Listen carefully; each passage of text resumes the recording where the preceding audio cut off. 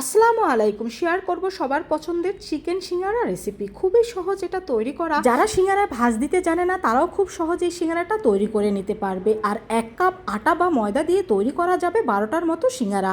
তো প্রথমে এখানে আমি 1 কাপ ময়দা নিয়ে নিচ্ছি। এখানে ময়দার পরিবর্তে আটাও নিতে পারবেন। দিয়ে দিচ্ছি স্বাদ মতো লবণ আর দিয়ে দেবো 1 টেবিল চামচ পরিমাণ রেগুলার সয়াবিন তেল। এখন এটাকে ভালোভাবে মিশিয়ে নিচ্ছি আর দিয়ে দিচ্ছি এখানে সামান্য কালো জিরে। এই কালো জিরেটা অপশনাল, চাইলে বাদ দিতে পারেন। এখন এগুলো মিশিয়ে নেওয়ার পর অল্প অল্প করে পানি দিয়ে আমরা এখানে একটা ডো তৈরি করে নেব। তো ডোটাকে তৈরি করে নেওয়ার পর এখন এই ডোটাকে আমরা 10 মিনিটের জন্য রেস্টে রেখে দেব। এখানে আমি ধুয়ে পরিষ্কার করে কিছু হাড্ডি ছাড়া চিকেন নিয়েছি আর চিকেনগুলো খুব ছোট ছোট করে কেটে নিয়েছি আর নিয়েছি এখানে সামান্য কিছু আলু ছোট করে কেটে। এখন চুলায় একটি প্যান বসিয়ে তার মধ্যে তেল দিয়ে দিচ্ছি হাফ চা চামচ আদা বাটা, হাফ চা চামচ রসুন বাটা আর দিয়ে দিচ্ছি হাফ চা চামচ পেঁয়াজ বাটা। এখানে আমরা পেঁয়াজ কুচিটা ব্যবহার করব, তাই পেঁয়াজ বাটাটা কম ব্যবহার করলাম। আর 1 চা চামচ লাল মরিচের গুঁড়ো, 1 চিমটির মতো হলুদ গুঁড়ো, 1 চিমটির মতো জিরা গুঁড়ো ও 1 চিমটির মতো গরম মশলা গুঁড়ো। এখন এই মশলাটাকে আমরা ভালোভাবে কষিয়ে নেব। তো মশলাটা ভালোভাবে কষিয়ে নেওয়ার পর এর মধ্যে আমরা দিয়ে দেবো সেই ছোটো করে কেটে রাখা চিকেনগুলো আর দিয়ে দেবো সেই আলুগুলো আর দিয়ে দিচ্ছি এর জন্য স্বাদ মতো লবণ। এখন এটাকে ভালোভাবে আমরা এই মশলার সাথে 4 থেকে 5 মিনিট কষিয়ে নেব। কষিয়ে নেওয়ার পরে এর মধ্যে আমরা দিয়ে দেব পরিমাণ মতো পানি। যেহেতু এখানে হাড্ডি ছাড়া চিকেন আর মুরগির বুকের মাংস, তাই সিদ্ধ হতে বেশি পানির প্রয়োজন নেই।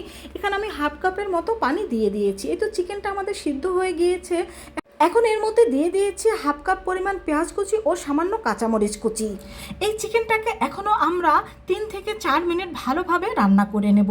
তো আমাদের চিকেনটা রান্না হয়ে গিয়েছে। এখন এই চিকেনটাকে আমরা নামিয়ে ভালোভাবে ঠান্ডা করে নেব। আর এদিকে আমাদের ডোটাও পারফেক্টভাবে তৈরি হয়ে গিয়েছে। এখন এই ডোটাকে আমরা আরও কিছুক্ষণ ভালোভাবে মেখে নেব। তো ডোটাকে ভালোভাবে মেখে নেওয়ার পর এর থেকে আমরা লেচি কেটে নেব আর লেচি কেটে এটা দিয়ে আমরা রুটি তৈরি করে নেব। বন্ধুরা, এই সিঙ্গারাগুলো তৈরি করা কিন্তু খুবই সহজ আর ঝটপট খুব সহজে এই সিঙ্গারাগুলো কিন্তু তৈরি করে নেওয়া যায়।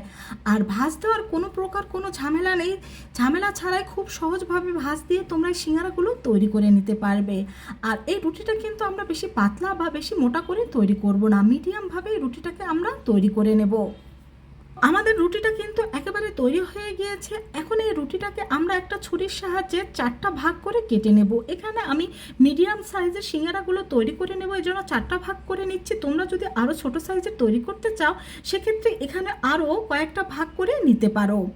তো এখন এর মধ্যে আমরা সেই চিকেনের পুরটা দিয়ে দেব।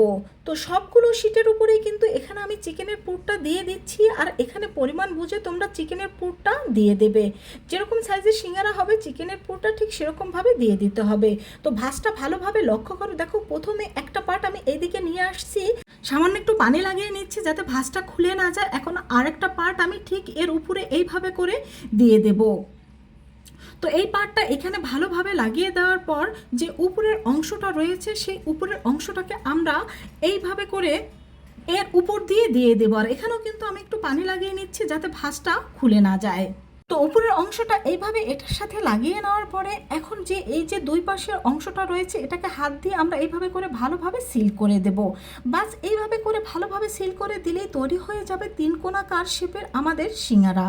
আর দেখতেই পেলে কত সহজভাবে এই সিঙ্গারাগুলো আমরা তৈরি করে নিয়েছি। ঝটপট সহজে এইভাবে তোমরাও কিন্তু সিঙ্গারা তৈরি করতে পারো।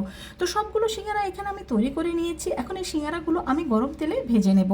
তো চুলার হিট মিডিয়াম টু লো হিটে রেখে এই সিঙ্গারাগুলো আমি ভেজে নেব। এতে এই সিঙ্গারাগুলো কিন্তু অনেক বেশি মুচমুচে হবে। তো বন্ধুরা, তোমরা যারা পারফেক্টভাবে সিঙ্গারা ভাজ দিতে পারো না তারাও কিন্তু খুব সহজভাবে এইভাবে এই সিঙ্গারাগুলো তৈরি করে নিতে পারো। তো এখন এই সিঙ্গারার একটা সাইড হয়ে গিয়েছে, আমরা অন্য একটা সাইড উল্টে দিচ্ছি। তো এর মধ্যে আমাদের সিঙ্গারাগুলো কিন্তু ভাজা হয়ে গিয়েছে। এখন একটা একটা করে এখান থেকে আমি সিঙ্গারাগুলো তুলে নিচ্ছি।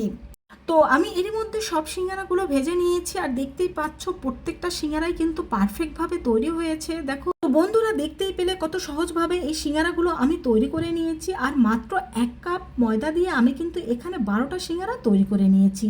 আর আশা করছি এখন থেকে এই রেসিপিটি দেখে তোমরাও খুব সহজভাবে এভাবে চিকেন সিঙ্গারা বা আলু সিঙ্গারা তৈরি করে নিতে পারবে।